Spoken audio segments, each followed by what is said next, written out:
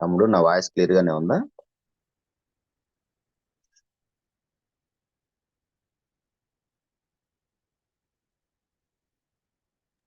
అన్న క్లియర్ గానే ఉందన్న. ఓకే తమ్ముడు, చిన్న మాట ప్రార్థన చేసుకున్నామండి.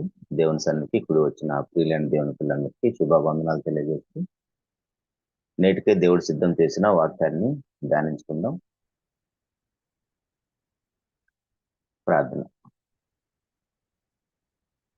మహాపరిశుద్ధుడు అయిన మా ప్రియ పరలోకపు తండ్రి, జీవం కలిగిన మా దేవ, మా జీవాధిపతి, స్తోత్రాలు నాయన. నిన్న నేడు ఏకరీతిగా ఉండి మీ పిల్లమైన మమ్ములను సజీవ లెక్కలో ఉంచుతూ ఆయుష్ను ఆరోగ్యాన్ని ఇస్తూ మీ నామానికి మహిమకరంగా ఈ లోకములో బ్రతకటానికి మీరు ఇచ్చిన ప్రతి ఈవుని బట్టి స్తోత్రాలు నాయన. ఇక ఉదయకాల తిన్న మరొకసారి మిమ్మల్ని తండ్రి అని పిలుగుటకు మమ్మల్ని అందరినీ కూడా ఈ విధంగా సజీవ లెక్కలో ఉంచి సమకూర్చుని మీ ప్రేమతో స్తోత్రాలు నాయన. అలుపుడు నేను మరొకసారి మీ పిల్లలతో మీ మాటలు పంచుకోబోతుండగా పరిశుద్ధాత్మ సహాయంతో మమ్మల్ని అందరినీ నడిపించమని, అర్థం చేయించమని, విని ప్రకటించి మమ్మల్ని మేము మోసపుచ్చుకోకుండా శరీరంలో ఉన్నంతకాలం మీ నామాన్ని మహిమకరంగా బ్రతుకుతూ మీ యొక్క ఆశను నెరవేర్చి మీరున్న లోకం చేరుట కృపను అనుగ్రహించమని, సమస్త మహిమ ఘనత ప్రభావాలను మీకు ఆరోపిస్తూ మా ప్రభును రక్షకుడైన క్రీస్తు వారి శ్రేష్టమైన పరిశుద్ధమైన నామంలో ప్రార్థించి అడిగి వేడుకుంటున్నాము తండ్రి, ఆమేన్. ప్రభునందు ప్రియమైన దేవుని వారలారా, దేవుని యొక్క మహాకృపను బట్టి మరొకసారి ఈ విధంగా దేవుని మాటలు పంచుకోవడానికి దేవుని నాకు ఇచ్చిన యొక్క భాగ్యాన్ని బట్టి ముందుగా తండ్రి అయిన దేవుణ్ణి యేసుక్రీస్తు బట్టి నా యొక్క స్తుతులు స్తోత్రాలు తెలియజేస్తున్నానండి. మీ అందరూ కూడా మరొకసారి నా యొక్క ప్రత్యేకమైన వందనాలు. కీర్తనల గ్రంథము 90వ అధ్యాయము,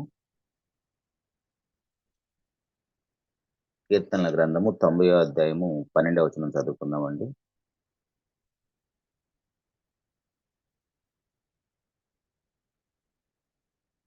కీర్తనల గ్రంథము 90వ అధ్యాయము 12వ వచనం. మాకు జ్ఞాన హృదయము కలుగునట్లుగా చేయము, మా దినములు లెక్కించుటకు మాకు నేర్పుము. దైవజనుడైన మోషే గారు చేసిన ప్రార్థనను భక్తుడైన దావీదు గారు రాసిన కీర్తన. దైవజనుడైన మోషే గారు రాసిన ప్రార్థన. దీనిని దావీదు మహారాజు యొక్క కీర్తన భాగాన్ని రాస్తాడు. అయితే ఈ 12వ వచనములో ఏమని రాస్తున్నారంటే, మాకు జ్ఞాన హృదయము కలుగునట్లుగా చేయము, మా దినములు లెక్కించుట మాకు నేర్పము అంటున్నాడు. మనకి జ్ఞాన హృదయం రావాలంటే ఖచ్చితంగా దేవుడు నేర్పితే తప్ప మనకి ఏ విషయాలు రావు.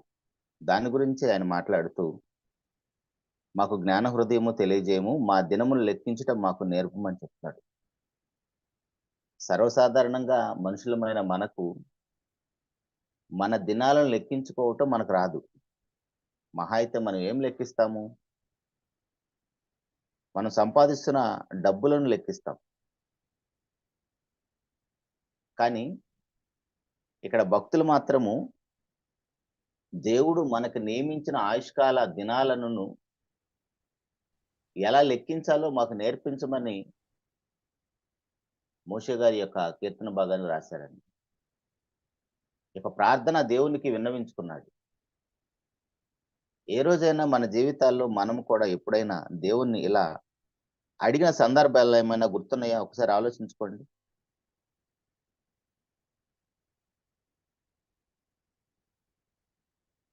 దేవుని పని భక్తులు ఎంత గొప్పగా వివరించారో మనకు తెలుసు.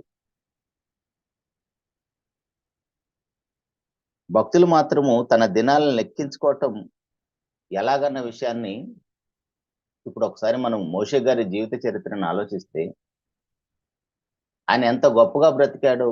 ఐగుప్తు సింహాసనం 40 సంవత్సరాలు అక్కడ సకల విద్యలను అభ్యసించి, ఆ 40 సంవత్సరాల తర్వాత మరలా 40 సంవత్సరాల అడవికి వెళ్ళిపోయి అక్కడ దేవుని చేత హెచ్చరించబడిన వాడి తన దినాలను లెక్కించడం నేర్పించమని దేవుని ప్రార్థించినప్పుడు, తనకున్నది కేవలం ఇంక 40 సంవత్సరాలే అనుకొని త్వరగా దేవుడు చెప్పినట్లుగా ఆ 120 సంవత్సరాల ఆయుష్ కాలంలో 40 సంవత్సరాలు దేవుని పనిచేసి మహానాయకుడుగా ఇశ్రాయేల్ జనాంగానికి గొప్ప ఒక మార్గదర్శిగా ఉండి ఆయన కానానికి ఇశ్రాయేల్ జనాంగం నడిపించి ప్రయత్నం చేశాడు. తన ద్వారా అనేక మంది కానాన్లో అడుగు పెట్టడానికి అవకాశం కల్పింది. అయితే మోషే గారంటే తన దినాలను లెక్కించమని అడగటానికి న్యాయం ఉంది. కారణం ఏంటంటే మోషే గారు బ్రతికున్న టైంలో పాత నిబంధన గాని క్రొత్త నిబంధన గాని ఇవేమీ లేవు. ఇవేమీ లేని కాలంలోనే మోషే గారు ఐగుప్తు సింహాసనాన్ని వద్దనుకోవటానికి కారణం కేవలం ప్రభువైన క్రీస్తు వారి కోసమే నిందలు భరించటానికి, దేవుని ప్రజల కోసం హింస భరించటానికి సిద్ధపడ్డాడంటే అది మనం అనుకున్నంత చిన్న విషయం ఏమి కాదు. ఎందుకంటే మనకైతే పాత నిబంధన క్రొత్త నిబంధన మహానాయకులు ప్రవక్తలు బైబిల్లోని ఎంతో మంది భక్తుల జీవితాలను దేవుడు మనకి బోధ బుద్ధి కలగటానికి గ్రంథస్థం చేయించి ఈ గ్రంథం యొక్క మహా బైబిల్ మన చేతులకు రావటానికి ఎంతో మంది ప్రాణత్యాగాలు చేశారు. ఆ బైబిల్ మన చేతిలోకి వచ్చింది. ఈ బైబిల్ ప్రతిరోజు మనం చదవటానికి అవకాశం ఉంది, ప్రకటించుకోవడం కోసం అవకాశం ఉంది. కానీ మోషే గారికి అయితే అలాంటి పరిస్థితి ఏది లేదు. డైరెక్ట్ గా దేవుడే మాట్లాడాలి. దానికోసమే దేవుడిని అడిగాడు, మా దినాలను లెక్కించటం మాకు నేర్పము. ఎందుకోసం అంటే మాకు జ్ఞాన హృదయం కావాలి. జ్ఞాన హృదయం ఉంటే తప్ప మా దినాలను మేము లెక్కించుకోలేమన్నారు. ఎప్పుడైనా మన దినాలను మనం లెక్కించుకున్నామా? ఇచ్చిన దినాలను మనం ఎలా వాడుకుంటాము?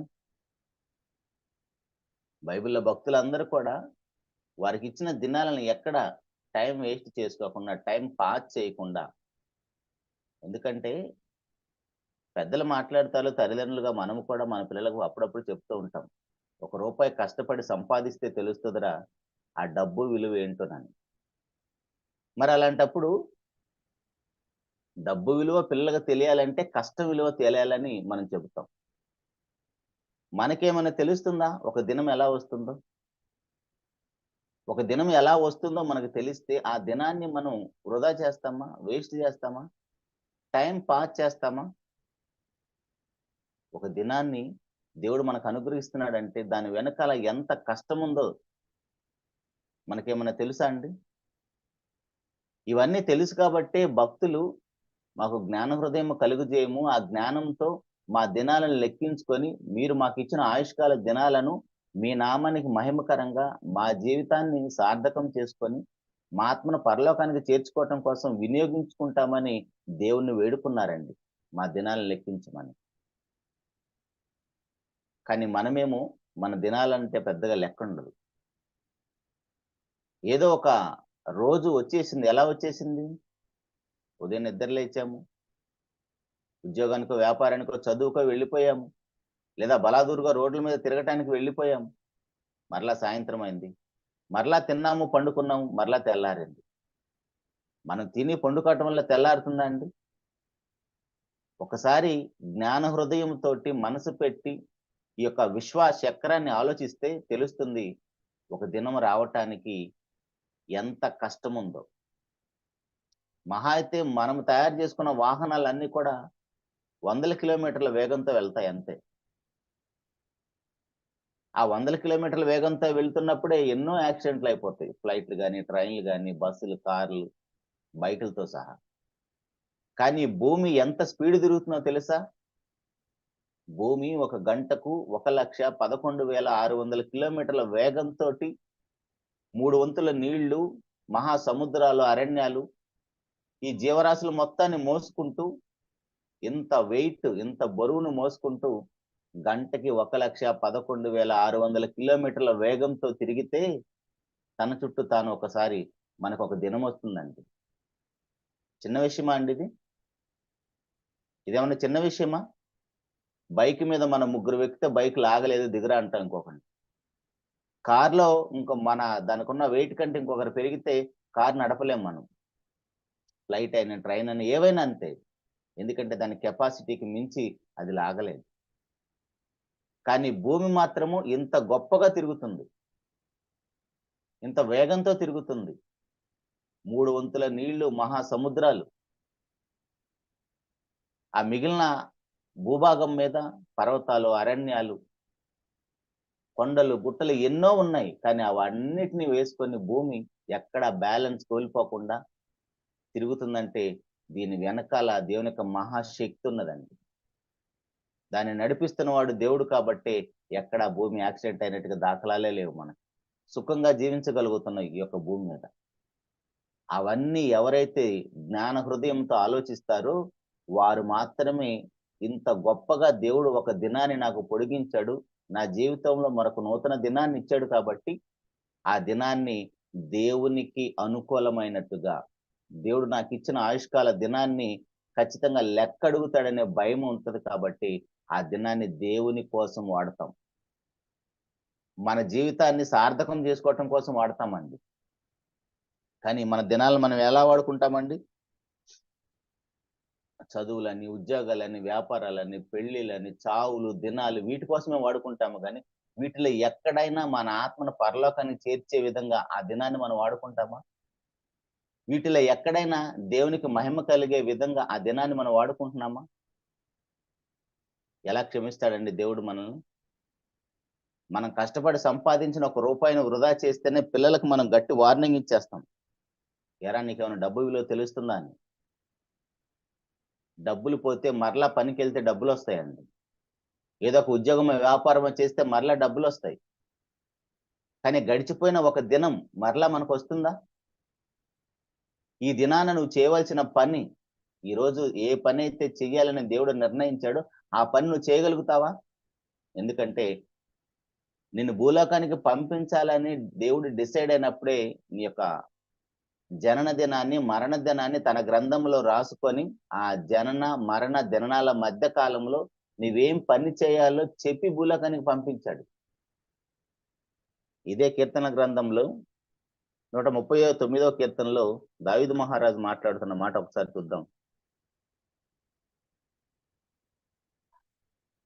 139వ కీర్తన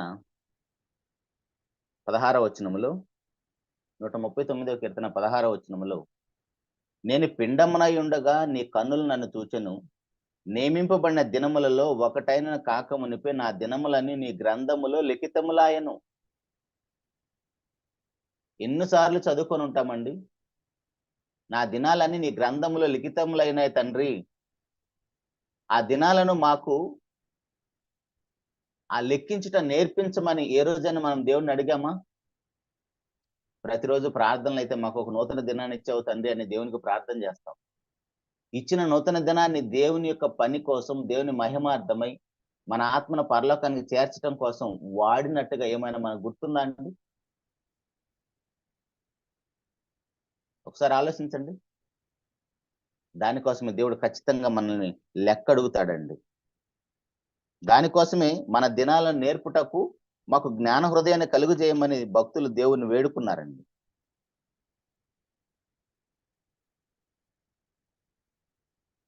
ఇవన్నీ కూడా మనకి తెలియాలంటే, ఆ దినాన్ని ఎలా వాడుకోవాలో మనకు తెలియాలంటే మనకి అన్ని విషయాల్లో మార్గదర్శి మన ప్రభువారు.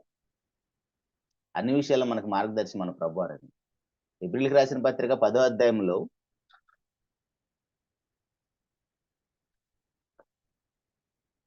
ఆయన భూలోకానికి వచ్చినప్పుడు మనవలే రక్తమాంసాలే పాలువాడి భూలోకానికి వచ్చినప్పుడు ప్రభువారు చెప్పిన మాట 10వ అధ్యాయం 5వ వచనంలో,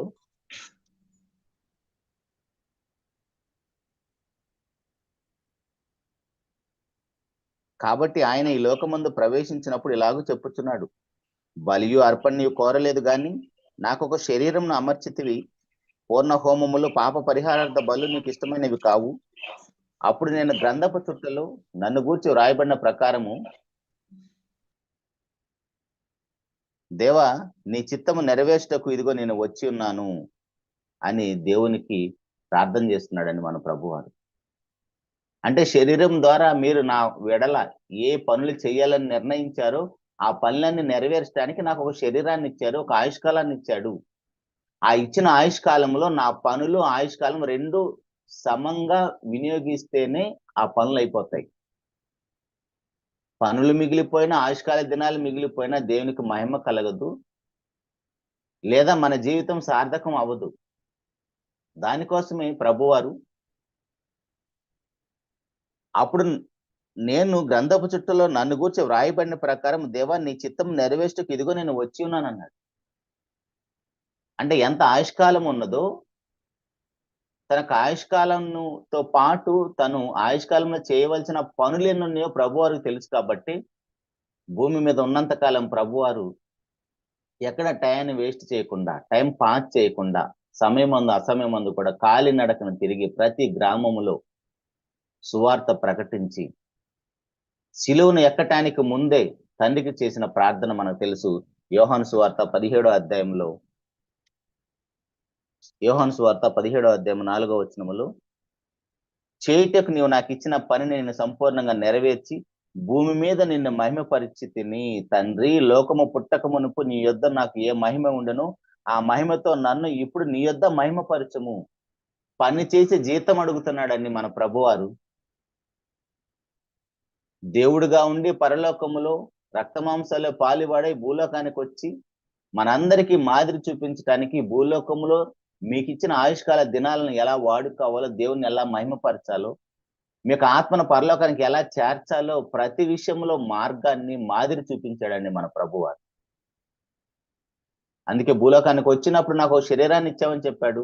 ఆ శరీరం ద్వారా నిన్ను ఏ పనులైతే చెయ్యాలో నా కోసం రాయించావు, ఆ పనులని నెరవేర్చి నిన్ను మహిమపరిచాను కాబట్టి మరలా నన్ను నీ యొద్ద మహిమపరచు, ఆ మహిమలోకంలోకి నాకు రావడానికి అవకాశం ఇవ్వండి అని తండ్రికి ప్రార్థన చేసి శిలువ మీద మరణించి దేవుడున్న లోకానికి వెళ్ళిపోయాడండి. ఇప్పుడు దేవుని కోరిక ఏంటి? ప్రభువారు అక్కడే పరలోకానికి వెళ్ళాలని దేవుని యొక్క ఆశ అండి. దేవుని యొక్క ఆశ ఏంటంటే మనుషులమైన మనం అందరం కూడా దేవుడున్న లోకానికి వెళ్ళాలనేది దేవుని యొక్క ఆశ.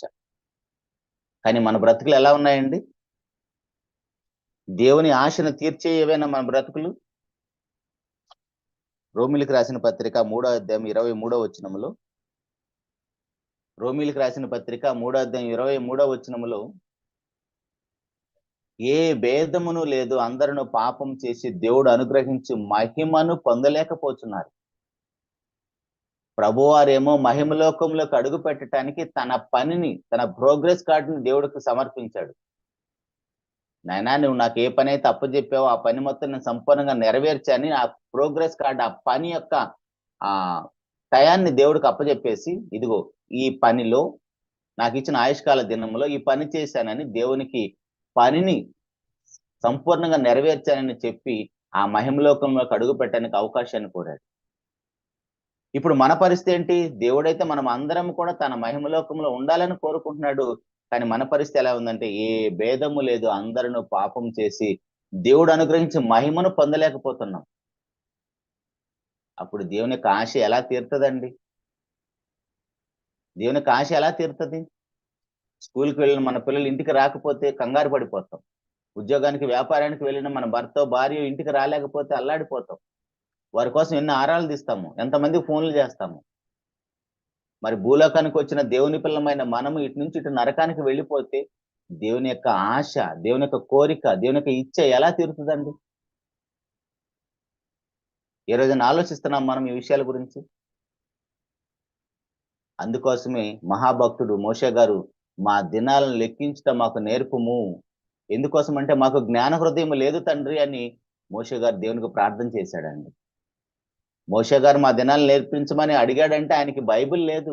పాత నిబంధన, క్రొత్త నిబంధన, ఆయనకంటే ముందు పెద్ద పెద్ద ప్రవక్తలు ఎవరు లేరు.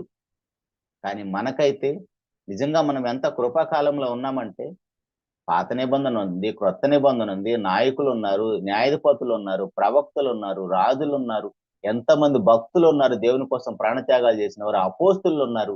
వీళ్ళందరి జీవితాలను మనం చదువుతున్నా, ధ్యానిస్తున్నా కూడా మన యొక్క దినాలను లెక్కించుకోవటం మాత్రం మనకు రావటం లేదు.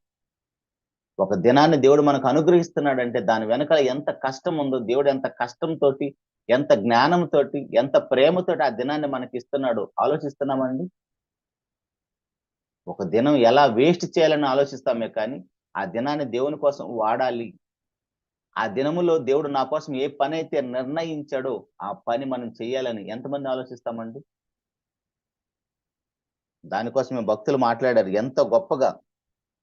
ఎందుకంటే ఆ దినాలను లెక్కించాలంటే నిజంగా నువ్వు జ్ఞాన హృదయంతో ఆలోచిస్తే ఏ దినాన నువ్వు ఏ పని చెయ్యాలో ఆ పని నువ్వు చేస్తే దానికి ఆ దినానికి నువ్వు లెక్క కంప్లీట్ చేసినట్టు. ఇప్పుడు మోషే గారి గురించి మాట్లాడుకున్నా, యేసుప్రభు వారి గురించి మాట్లాడుకున్నా, ఇంకా బైబిల్ ఎంతమంది భక్తులు ఉన్నారు. మనకు టైం లేదు కాబట్టి వారి ప్రస్తావన తీసుకురావటం లేదు. మోషే గారి జీవిత దినాలను లెక్కించుకున్న ఆయన 40 సంవత్సరాల సకల విద్యను అభ్యసించాడు. 40 సంవత్సరాలు అడవిలో ఉన్నాడు. భార్య పిల్లలతో పాటు. తర్వాత 40 దినాలు అంటే 120 సంవత్సరాలు బ్రతుకుతానని మోషే గారికి అర్థమైంది కాబట్టి, ఆ 40 దినాలు దేవుని పనిని సంపూర్ణంగా నెరవేర్చాడు. అర్థమవుతుందండి? ఏదో చిన్న మాట, చిన్న పొరపాటు చేసినందుకు మన లెక్కలో అది పాపమే కాదు. దేవుడు ఎంత ఖచ్చితమైనడో ఆలోచించండి. అంత గొప్పగా దినాలను లెక్కించుకొని 40 సంవత్సరాలు మహానాయకుడుగా 6 లక్షల కాలుబలం ఉన్న ఇశ్రాయేలు జనాంగాన్ని నడిపించిన మహా సాత్వికుడు, నా ఇల్లంతటా నమ్మకమైన పేరు పొందిన మోషే గారే దేవుని మాట ఒక్క విషయంలో మీరినందుకు ఆరిన నేల మీద వాగ్దానం చేసిన కానానులో అడుగు పెట్టడానికి అవకాశం లేదు. ఒక కొండను ఎక్కించేసి దూరం నుంచి ఆ ప్రాంతాన్ని చూపించేసి ఇది చాలు నాయన నీకని చెప్పేసి తన యొద్దకు పిలుచుకున్నాడు. కానీ మనము లోకం కాని లోకం, కేవలం పరిశుద్ధులు మాత్రమే ఉండే లోకానికి మనం వెళ్ళాలంటే మన జీవిత దినాలను మనం లెక్కించుకొని ఇచ్చిన జీవిత దినాలను, ఆయుష్కాల దినాలను దేవుని మహిమార్థమై వాడితే తప్ప మనం పరలోకంలో అడుగు పెట్టడానికి అవకాశం ఉండదు. మనమందరం కూడా పరలోకానికి రావాలనేది దేవుని యొక్క ఆశ అండి. మనకి ఎలా అర్థమవుతుంది దేవుని యొక్క ప్రేమ? దేవుని యొక్క కోరికను మనం తీర్చేవారిగానే ఉన్నామండి. తిమోతిలకు రాసిన పత్రిక మొదటి అధ్యాయము, తిమోతి రాసిన మొదటి పత్రిక 2వ అధ్యాయము 4వ వచనంలో దేవుని యొక్క కోరిక చూడండి. దేవుని యొక్క ఆశ ఏంటి? ఆయన దేవుడు మనుషులందరూ రక్షణ పొంది సత్యమును గూర్చి అనుభవ జ్ఞానం గలవారై ఉండాలని ఇచ్చయించుచున్నాడు. ఏంటండి దేవుని యొక్క ఆశ?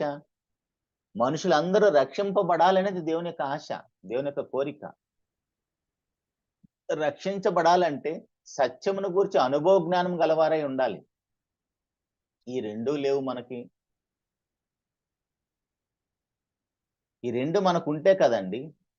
కానీ మనం రక్షించబడాలని దేవుడు ఎంత దీర్ఘశాంతం కలిగి ఉన్నాడో తెలుసా? నిజానికి మన రక్షణ విషయంలో మనకి భయము, బాధ్యత ఉండాలి కానీ అవేవి మనకు లేకపోగా ఎంత నిర్లక్ష్యంగా ఒక దినాన్ని వేస్ట్ చేసుకుంటామో మనం. కానీ దేవుడైతే మన ఎడల ఎంత దీర్ఘశాంతం కలిగి ఉన్నాడో పేతురు గారు రాసిన మొదటి పత్రిక 3వ అధ్యాయము, పేతురు గారు రాసిన 2వ పత్రిక 3వ అధ్యాయము 9వ వచనంలో, పేతురు గారు రాసిన 2వ పత్రిక 3వ అధ్యాయం 19వ వచనంలో, కొందరు ఆలస్యమని ఎంచుకున్నట్లు ప్రభు తన వాగ్దానం గురించి ఆలస్యం చేయవాడు కాడు గాని ఎవ్వడునూ నశింపవలని ఇచ్చింపక అందరూ మారు మనసు పొందవలని కోరుచు మీ ఎడల దీర్ఘశాంతం గలవాడై ఉన్నాడు. అంత రోషం కలిగి, అంత బలము కలిగి, నీతి న్యాయములతో 3 లోకాలను పరిపాలిస్తున్న దేవునికి అంత దీర్ఘశాంతం ఎందుకండి? మనకి కనీసం క్షమించే గుణమే ఉండదు. మన ఎడల చిన్న తప్పు, పొరపాటు, తప్పుడు మాట మాట్లాడినా కూడా క్షమించే గుణం లేదు మనకి. కానీ ఈ యొక్క మహా విశ్వాన్ని తన యొక్క బలముతో, శక్తితో నడిపిస్తున్న దేవుడు గంటకు 1,11,600 కిలోమీటర్ల వేగంతో తిరుగుతున్న ఈ భూమి మీద కంటికి కనిపించని ఒక సూక్ష్మ కణంగా ఉన్న మానవుల ఎడల దేవుడు ఎంత దీర్ఘశాంతం కలిగి ఉన్నాడు చూడండి. ఏ ఒక్కరూ నశించటం ఇష్టం లేదంటండి. ఎంత ప్రేమ అర్థమవుతుందో దేవుని యొక్క ప్రేమ. ఆ దేవుని యొక్క కోరిక, దేవుని యొక్క ఆశను తీర్చేవారుగా ఉన్నామని మనం. మనల్ని రక్షించటం కోసం దేవుడు తన యొక్క ప్రియ కుమారుని భూలోకానికి పంపించి మనకు అన్ని విషయాల మాదిరి చూపించి మన పాపాల నిమిత్తం శిలువ మీద ఆయన మరణించే విధంగా చేసి ఆ రక్తంతో మన పాపాలు కడుక్కోవడానికి ఇంత పెద్ద సంకల్పాన్ని దేవుడు మన ఎడల నెరవేరిస్తే ఆ రక్షణ పొందుకోవడానికి మనం మాత్రం నిర్లక్ష్యం చేస్తున్నాం. పొందిన రక్షణ కూడా ఎంత జాగ్రత్తగా వాడుకోవాలో తెలుసా? ఫిలిప్పీలకు రాసిన పత్రిక 2వ అధ్యాయము, ఫిలిప్పీలకు రాసిన పత్రిక 2వ అధ్యాయం 12వ వచనములో, కాగా నా ప్రియులారా మీరు ఎల్లప్పుడూ విధేయులై ఉన్న ప్రకారము నా ఎదుట ఉన్నప్పుడు మాత్రమే గాక మరి ఎక్కువగా నేను మీతో లేని ఈ కాలమందును భయముతో వణుకుతో మీ సొంత రక్షణను కొనసాగించుకొనుడి. పౌలు గారు ఫిలిప్పీయులను ఉద్దేశించి మాట్లాడుతున్న మాట అండి. ఈరోజు మనతో మాట్లాడుతున్న మాట దేవుడు ఏంటంటే, మీరు పొందిన సొంత రక్షణ భయముతో వణుకుతో కాపాడుకోవాలి. ఆ రక్షణ మనకి ఎలా వచ్చిందో తెలిస్తే మనకు భయము వణుకుంటది. ఒక 10,000 పెట్టి ఒక వస్తువును కొంటే జాగ్రత్తగా వాడుకుంటాం. ఎందుకంటే దాని ఖరీదును బట్టి ఆ వస్తువుకు విలువిస్తాం. మన రక్షణ ఎంత విలువైందో తెలిస్తే ఆ రక్షణ అంతే భయముతో వణుకుతో కాపాడుకుంటాం. ఒక దినము మనకి ఎలా వచ్చిందో తెలిస్తే ఆ దినాన్ని దేవుని కోసం జాగ్రత్తగా మన ఆత్మను పరలోకానికి చేర్చుకోవటం, నాశనానికి వెళ్ళే వారి యొక్క ఆత్మను కాపాడటం కోసం వాడతాం. ఈ 2 తెలియదు మనకి. మనకు రక్షణ ఎలా వచ్చిందో మనకు తెలియదు. ఒక దినాన్ని దేవుడు మనకి ఎలా ప్రసాదించాడో తెలియదు కాబట్టి 2 మనం వేస్ట్ చేసుకుంటున్నాం. అప్పుడు దేవుని యొక్క కోరిక ఎలా తీరుతుందండి? దేవుడు ఇంత దీర్ఘశాంతం కలిగి ఉన్నా సరే, దేవుని యొక్క ఆశని ఎలా నెరవేరుస్తాం మనం? భక్తులు మాట్లాడిన మాట, బ్రతుకుట క్రీస్తే చావైతే లాభం. మేము విన్న వాటిని, కన్న వాటిని దేవుని గురించి ప్రకటించకుండా ఉండలేం. మేము చనిపోయినా మా చావు ద్వారానే సరే దేవునికి మహిమ కలగాలని బ్రతికారండి. వారు దేవుని యొక్క ఆశను తీర్చిన వారు.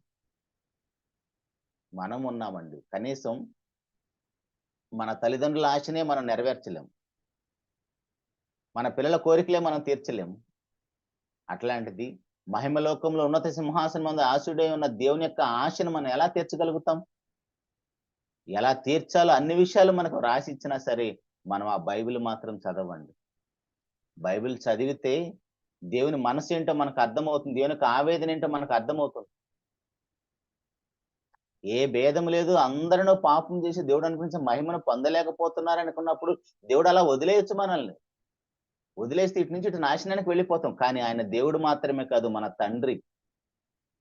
మన తండ్రి అని మన పిల్లలకి చిన్న జ్వరం వచ్చినా, చిన్న హెల్త్ ప్రాబ్లం వస్తే వదిలేస్తామండి? కొంతకాలం మనతో పాటు ఉండే భార్య పిల్లల విషయంలో ఇంత జాగ్రత్త తీసుకుంటున్న తండ్రిగా నీకే ఇంత ప్రేమ ఉంటే, ఆ భార్యనైనా పిల్లలనైనా భూలోకానికి మనుషులందరిని పంపిస్తున్న పరలోకపు తండ్రి ఉన్నాడండి మనకి. ఆ తండ్రి మనసు ఎప్పుడైనా మనకు అర్థమవుతుందా? ఆ తండ్రి యొక్క మనసు ఎంత వేదన పడుతుందో మనకు అర్థమవుతుందా? తన గుండెల్లో ఎంత వేదన పడుతుంది, ఎంత పశ్చాత్తాపడుతున్నాడో మనకేమన్నా అర్థమవుతుందా? ఎప్పుడు మనం హృదయంలో సంతాప పడతామండి? ఆదికాండం 6వ అధ్యాయంలో మనకు తెలిసిన మాట. దేవుడు సంతాప పడుతున్నాడంటండి మన విషయంలో. సంతాప సభలు ఎప్పుడు పెడతాం మనం? ఎవరైనా చనిపోయినప్పుడు సంతాప సభలు పెడతామండి. ఎవరైనా చనిపోతే సంతాప సభలు పెడతాం. అక్కడికెళ్ళిపోతే ఆ వాతావరణం అంతా ఎలా ఉంటది? భయంకరమైన వాతావరణం. సైలెన్స్ ఉంటది. కానీ అందరి మనసుల్లో వేదన, ఆందోళన, ఒక విదారకరమైన వాతావరణం అంతా అక్కడ కనపడుతుంది మనకి. మనుషులందరమైన మనము దేవునికి అలా కనపడుతున్నాం. మనందరి విషయంలో దేవుడు సంతాప పడుతున్నాడంటే మనందరికి సంతాప సభలు పెట్టి దేవుడు వేదన పడిపోతున్నాడండి. దానికోసం ఆయన మనుషులందరూ రక్షించబడాలని దీర్ఘశాంతం కలిగి ఉన్నాడండి. ఏ ఒక్కడు కూడా నశించి నరకానికి వెళ్ళటం ఆయనకి ఇష్టం లేదు. అది దేవుని యొక్క ఆశ అండి. పరిస్థితులన్నీ అనుకూలపరిచాడు. ఒక దినాన్ని ఎలా వాడుకోవాలో చూపిస్తున్నాడు. ఆ దినము ఇష్టం లేకపోయినా మనకు సేవ చేస్తుంది తెలుసా? రోమిలికి రాసిన పత్రికలో 8వ అధ్యాయము, రోమిలికి రాసిన పత్రిక 8వ అధ్యాయము, టైం అయిపోతుందండి, త్వరగా ముగించుకుందాం. రోమిలికి రాసిన పత్రిక 8వ అధ్యాయము 19వ వచనములో, దేవుని కుమారుల ప్రత్యక్షత కొరకు సృష్టి మిగుల ఆశతో తేరిచూస్తూ కనిపెట్టుతున్నది. ఏలయనగా సృష్టి నాశనముకు లోనైన దాస్యములో నుండి విడిపింపబడి దేవుని పిల్లలు పొందబో మహిమగల స్వాతంత్రం పొందుతున్నను నిరీక్షణ గలదై స్వేచ్ఛగా కాక దాన్ని లోపరిచిన వాని మూలంగా వ్యర్థపరచబడెను. సృష్టి యావత్తు ఇది వరకు ఏకగ్రీవంగా మూలుగుచు ప్రసవ వేదన పడుచున్నదని ఎరుగుదుము. అంటే ఆడవాళ్ళకు తెలుసండి, మన తల్లులకు తెలుసు బిడ్డలను కన్నప్పుడు ఆ ప్రసవ వేదన ఎంత బాధకరమైనదో. కానీ పురుషులుగా మనకు ఆ బాధ తెలియదు. కాకపోతే వర్ణించగలం, కానీ అనుభవించిన వారికి ఆ బాధ తెలుస్తుంది. స్త్రీమూర్తులందరూ బిడ్డల కన్నా తల్లులందరికీ కూడా ఆ బాధ తెలుసు. ఆ స్త్రీలను అడిగితే సృష్టి పడుతున్న బాధ ఏంటో అర్థమవుతుంది. అర్థమవుతుందండి? సృష్టి పడుతున్న ఆ బాధ, ఆ వేదన ఏంటో అర్థమవుతుంది. ఆ సృష్టి అంతా ప్రసవ వేదన పడుచు మూలుగుతూ మన కోసం సేవ చేస్తుందంటండి. అంటే సృష్టి మన మీద నేరం మోపదా అండి? ఆలోచించండి. సృష్టే ఇంత వేదన పడుతూ మనకు సేవ చేస్తున్నప్పుడు, ఆ సృష్టి మన కోసము ఈ మహా విశ్వాన్నేసుకొని అంత కష్టపడి తిరుగుతున్నప్పుడు, సృష్టి మన మీద నేరం మోపదా? కష్టపడి సంపాదించిన రూపాయి డబ్బులు వేస్ట్ చేస్తేనే ఇంత బాధపడిపోతాం మనం. కాబట్టి ప్రియ దేవుని సంగమా ఆలోచిద్దామండి. మంచి నిర్ణయాలు తీసుకుందాం. దేవుని యొక్క ఆశను మనం నెరవేర్చి, దేవునికి మన బాధ పెట్టేవారిగా కాకుండా, మనం నరకానికి వెళ్ళిపోతే ఆయన తట్టుకోలేడండి. ఇంట్లో మన పిల్లలకి చిన్న హెల్త్ ప్రాబ్లమ్ వస్తేనే తట్టుకోలేని మనము, శాశ్వత కాలం ఆనందమే లేని ఆ నరకంలో ఆ యాతన పడుతూ ఉంటే మన తండ్రి చూడలేడు మనల్ని చూసి. అందుకోసం అక్కడి నుంచి రక్షించబడాలని ఇన్ని పరిస్థితులు అనుకూలపరిచాడు దేవుడు. ఏ ఒక్కరు నశించడం ఆయనకి ఇష్టం లేదు కాబట్టి ఇంత దీర్ఘశాంతం కలిగి ఉన్నాడు. అయితే మన సొంత రక్షణ మనం ఎప్పటి వరకు జాగ్రత్తగా కాపాడుకోవాలి? మన సొంత రక్షణ మనం ఎప్పటి వరకు జాగ్రత్తగా కాపాడుకోవాలి? ప్రకటన గ్రంథం 2వ అధ్యాయము, ప్రకటన గ్రంథం 2వ అధ్యాయము 10వ వచనంలో, ప్రకటన గ్రంథం 2వ అధ్యాయం 10వ వచనంలో, మరణము వరకు నమ్మకముగా ఉండుము.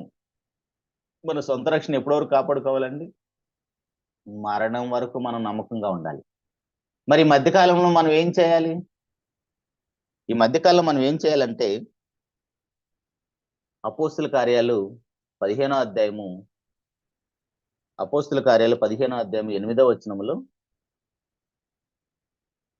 మీరు బహుగా ఫలించుట వలన నా తండ్రి మహిమపరచబడును. ఎలా ఫలించాలి? ఎలా ఫలించాలండి? మీరు బహుగా ఫలించుట వలన నా తండ్రి మహిమపరచబడును. ఎలా ఫలించాలి? ఎక్కువ మంది పిల్లలను గానా ఆదాము గారి వలె? ఆదాము గారిని కూడా ఫలించమని దేవుడు ఆశీర్వదించాడు. నోవాహు గారిని కూడా ఫలించమని దేవుడు ఆశీర్వదించారు. అది సంతానంతో ఫలించమని ఆశీర్వదించాడు. ఇప్పుడు క్రైస్తవుల్లో అయిన మనలను ఎలా ఫలించమని ఆశీర్వదిస్తున్నాడు దేవుడు? మీరు బహుగా ఫలించాలి. బహుగా. ఎంత బహుగా ఫలించాలి? గలతీలకు రాసిన పత్రిక 5వ అధ్యాయము 22వ వచనంలో మాట. గలతీలకు రాసిన పత్రిక 5వ అధ్యాయం 22వ వచనంలో, అయితే ఆత్మఫలం ఏమనగా, మనం ఎలా ఫలించాలంటే, ఆత్మఫలం ఏమనగా ప్రేమ, సంతోషము, సమాధానము, దీర్ఘశాంతము, దయాళత్వం, మంచితనము, విశ్వాసము, సాత్వికము, ఆశా నిగ్రహం. ఈ 9 యొక్క సుగుణాలు మనలో ఉంటే అప్పుడు మన విషయంలో దేవుడు మహిమపరచబడతాడు. ఉన్నాయండి? ఈ 9 లక్షణాల్లో మొదటి లక్షణమే మన దగ్గర ఉండదు. ఏంటి మొదటిది? ప్రేమ. సహోదరుని ప్రేమిస్తామా? ద్వేషిస్తామా అండి? పేరుకైతే దేవుడు అంటే నాకు చాలా ఇష్టం అంటాం. దేవుడు లేకుండా నేను బ్రతకలేనంటాం. దేవుని కోసం ఏదైనా త్యాగం చేస్తాం. కానీ దేవుని స్వరూపంలో కలుగు చేయబడిన నీ ఎదుట ఉన్న సహోదరుని మాత్రం నువ్వు క్షమించలేవు, ప్రేమించలేవు, ఆపదలో ఉంటే ఆదుకోలేవు. ఉందా అండి మనలో ప్రేమ? కానీ దేవుని ప్రేమ అయితే మనం పొందుకుంటాం. సృష్టి మన కోసం సేవ చేస్తుందని థ్యాంక్స్ చెప్తాం. కానీ సహోదరుడు మాత్రం దేవుని స్వరూపం నీవలే చేయబడిన వాడిని మాత్రం మనం క్షమించలేం, ఆదుకోలేం, ప్రేమించలేం. ఇంకా తర్వాత లక్షణాల గురించి మనం ఆలోచిస్తే సంతోషము, సమాధానము, దీర్ఘశాంతము, దయాళత్వం, మంచితనం, విశ్వాసము, సాత్వికము, ఆశా నిగ్రహం. ఇవేవి మనలో లేకపోతే మన ఎడల దేవుడు ఎలా మహిమపరచబడతాడు? మనం చనిపోయి తిరిగి లేస్తాం అనటానికి కూడా దేవుడు మంచి ఆధారాన్ని ఇచ్చాడు. మనకు తెలుసు మన ప్రభువారు తిరిగి లేచాడు కాబట్టి మిమ్మల్ని కూడా నేను లేపుతానని చెప్పాడు. అపోస్తుల కార్యాలు 17వ అధ్యాయంలో ఈ మాట చూసుకొని ముగించుకుందామండి, టైం అయిపోయింది. అపోస్తుల కార్యాలు 17వ అధ్యాయము 30వ వచనం చదువుతున్నానండి. అపోస్తుల కార్యాలు 17వ అధ్యాయం 30వ వచనం నుంచి, ఆ కాలమున దేవుడు చూచిచున్నట్టుగా ఉండెను, ఇప్పుడైతే అంతటను అందరూ మారు మనసు పొందవలని మనుషులకు ఆజ్ఞాపించుచున్నాడు. ఎందుకు మారు మనసు మనకు అవసరం? ఆ అజ్ఞాన కాలాన్ని అయితే దేవుడు చూచిచున్నట్టుగా ఉన్నాడంట. వాళ్ళకి గ్రంథం లేనప్పుడు, పాత నిబంధన క్రొత్త నిబంధన లేనప్పుడు వాళ్ళనైతే చూచి చూడనట్టుగా ఉన్నాడంట. కానీ ఇప్పుడైతే గ్రంథాన్ని ఇస్తాడు. బైబిల్ అనేక మంది భక్తుల జీవితాలు మనకు ఆదర్శంగా పెట్టాడు. అవన్నీ చదువుకొని వారి జీవితాలను ధ్యానించిన తర్వాత ఖచ్చితంగా మనకు కలగవలసింది ఈ మారు మనసు. అందుకే అంతటను అందరూ మారు మనసు పొందవాలని మనుషులకు ఆజ్ఞాపిస్తున్నాడంట. ఒకవేళ నీకు మారు మనసు అనేది లేకపోతే పరిస్థితి ఏమైపోతుందండి? ఎందుకు నీకు మారు మనసు అంటే, తాను నియమించిన మనుషుని చేత నీతిని అనుసరించి భూలోకమునకు తీర్పు తీర్చబడి ఒక దినమును నిర్ణయించున్నాడు. ఒకవేళ నీకు మారు మనసు లేకపోతే నువ్వు తీర్పులే నిలబడే ఒక దినాన్ని కూడా దేవుడు నిర్ణయించాడు. ఇన్ని పరిస్థితులు అనుకూలపరిచిన తర్వాత ఆ తీర్పులోకి నువ్వు వెళ్ళిపోతే నిన్ను ఇంక దేవుడు కూడా కాపాడలేడు. ఎందుకంటే దేవుడు ఎంత ప్రేమమయుడో అంత నీతి న్యాయములు కలిగిన వాడు. ఖచ్చితంగా ఆ నీతి న్యాయాలను నెరవేరుస్తాడు. ఎందుకంటే తన స్వభావానికి వ్యతిరేకంగా దేవుడు ఏమీ చేయడు. మీరు మంగళవారం క్లాస్కి వస్తే ఆ విషయాలు మీకు ఖచ్చితంగా సంఘంలో తెలియజేయబడతాయి. దేవుడు ఎంత ప్రేమమయుడో, ఒక పక్క ప్రేమేమో మనిషిని కాపాడాలని తాపత్రయపడతా ఉంటది. ఇంకొక పక్క దేవుని యొక్క నీతి న్యాయాలేమో ఆ మనిషి పాపి ఖచ్చితంగా శిక్షించాలని ఇంకొక పక్క పోరాటం చేస్తుంది. అంటే నీతి న్యాయాలను బట్టి మనం అందరం కూడా శిక్షార్హులు, నరకానికి వెళ్ళిపోవాలి. కానీ అదే నీతి న్యాయం కలిగిన దేవుడు మన తండ్రిగా ఆయన ప్రేమను కనపరిచి మన ఎడల దీర్ఘశాంతం కలిగి మనం అందరం మారు మనసు పొందడానికి అవకాశాన్ని కల్పిస్తున్నాడు. కానీ మారు మనసు అనేది మనకు లేకపోతే ఖచ్చితంగా మనం ఆ తీర్పులో నిలబడే ఒక దినం వస్తుంది. ఎందుకనగా తాను నియమించిన మనుషుని చేత నీతిని అనుసరించి భూలోకముకు తీర్పు తీర్చబడి ఒక దినాన్ని నిర్ణయించున్నాడు. మృతుల్లో నుండి ఆయనను లేపినందున, ఎవరైనా మన ప్రభువైన యేసుక్రీస్తు వారు లేపినందున దీనిని నమ్ముటకు అందరికీ ఆధారం కలుగజేసి ఉన్నాడు. ఏంటండి, దేవుడు మనల్ని రక్షించడానికి ఇన్ని ఆధారాలు చూపించాలా? ఆలోచించండి. ఎవరైనా సహోదరులు మన ఎడల ప్రేమ చూపిస్తూ ఉంటే ఆ ప్రేమను కూడా మనం అపార్థం చేసుకుంటాం. ఎలా అపార్థం చేసుకుంటామంటే, ఏదో మన కష్టాల్లో ఉన్నామండి, ఎవరన్నా మన సహాయం చేశారు, వీడికి ఏదో ఊరకొచ్చి ఉంటది, లేకపోతే ఎందుకు ఇంతగా సహాయం చేస్తాడు అనుకుంటాం. కానీ దానిలో దేవుని ప్రేమ ఉందని మనం గమనించం. అంటే మనుషులుగా మనం ఎప్పుడు స్వార్థపూరితంగానే ఆలోచిస్తాం. మనం రక్షించబడటానికి దేవుడు తనక ప్రియకుమారుడు చనిపోయిన తర్వాత ఆయన ఎలా లేపానో, ఇదిగో నా కుమారుని లేపాను కాబట్టి మీరు కూడా నా పిల్లలే, మీరు చనిపోయి నేను లేపుతాను, కాకపోతే మీరు లెగవాలంటే, మీరు తీర్పు పాలు కాకుండా జీవ పునరుద్ధానం మీరు పొందాలంటే, ఇదిగో నా కుమారుడు ఎలా బ్రతికాడు, మీరు కూడా అలా బ్రతికి నన్ను మహిమపరిస్తే మీ ఆత్మను పరలోకంలో చేర్చుకుంటానని చెప్తున్నాడు. ఉందండి మనకు అలాంటి బ్రతుకు? ఇచ్చిన దినాన్ని ఎలా టైం పాస్ చేద్దామా, ఎంజాయ్ కోసమా, ఉద్యోగం కోసమా, వ్యాపారం కోసమా, చదువుల కోసమా, లోకాన్ని అనుభవించడం కోసం వాడుకుంటామే కానీ, అయ్యో నేను ఒక దినాన్ని దేవుడు నాకు ప్రసాదించాడంటే నా రక్షణను కాపాడుకోవటం కోసం, నాశనానికి వెళ్ళేవారిని ఒక పాపిని కాపాడటం కోసమే ఇంత మహా విశ్వం నా కోసం తిరుగుతుంది. నేనేంటి గాలికి తిరుగుతున్నాను, వేస్ట్ గా రోడ్ల మీద తిరుగుతున్నాను, టైం పాస్ చేస్తున్నాను, కేవలం నా కుటుంబం కోసమే బ్రతుకుతున్నామని ఎంతమంది ఆలోచిస్తున్నామండి? ఆలోచించండి. నిజంగా ఒక దినాన్ని మనం లెక్కిస్తే మన దినాన్ని మనం వేస్ట్ చేయమండి, దేవుని కోసం తప్ప దేని కోసం వేస్ట్ చేయం. ఒక 24 గంటలు ఉన్న ఒక దినములో ఒక గంట దేవుని బైబిల్ చదవలేని మనము ఆ దినాన్ని మనం లెక్కిస్తామండి? ఒక గంట రోజు మనం బైబిల్ చదవగలుగుతున్నామా? ఒక గంట దేవుని కోసం ప్రార్థన చేయగలుగుతున్నామా? దేవునితో సహవాసం లేని ఒక దినం మనకు అవసరమా అండి అసలు? ఇప్పుడు ఇంట్లో కష్టపడి పురుషులు గాని, స్త్రీలు గాని డబ్బులు సంపాదిస్తూ ఇంటికి తీసుకొస్తారు. సంపాదించిన డబ్బులతో 3 పూట్ల అన్నం తినలేని పరిస్థితి ఆ ఇంట్లో ఉందనుకోండి, ఎంత దారుణంగా ఉంటదో ఆలోచించండి. ఇంత కష్టపడి డబ్బులు సంపాదించుకొస్తున్నాను కదా, నాకు ఒక ముద్ద అన్నం పెట్టలేరని ఆ డబ్బులు సంపాదించిన వాళ్ళు అన్నారనుకోండి, ఎలా ఉంటది? ఎంత దరిద్రంగా ఉంది ఆ మాట. వినటానికి బాగుందా?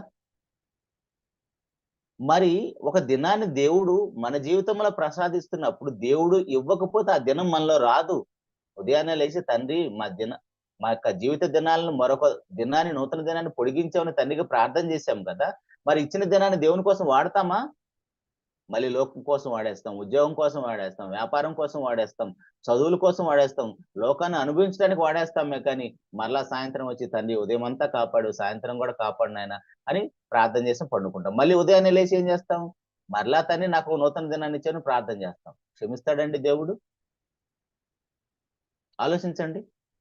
ఆలోచించి మంచి నిర్ణయాలు తీసుకొని మన జీవిత దినాలను మనం లెక్కించే జ్ఞాన హృదయం కావాలని దేవుడు వేడుకొని, నాయన ఇచ్చిన దినాన్ని ఎలా వాడుకోవాలో, నీ మహిమార్థమై ఎలా వాడాలో, నాకు ఆత్మను పరలోకానికి ఎలా చేర్చాలో, నాశనానికి వెళ్ళే వారిని ఎలా కాపాడాలో, మీరిచ్చిన ఆయుష్కాల దినాలన్నీ కూడా నేను ఖచ్చితంగా వాడుకొని, ఎందుకంటే తన గ్రంథంలో రాసుకొని పంపించాడు. 139:16 వచనంలో మనం చదువుకున్న మాట. మనం ఎప్పుడు పుట్టాలి, ఎప్పుడు చనిపోవాలి, ఈ మధ్య కాలంలో మనం ఏం పని చేయాలి, అవన్నీ కూడా దేవుడు గ్రంథంలో రాయించి మన చేతిలో పెట్టాడు.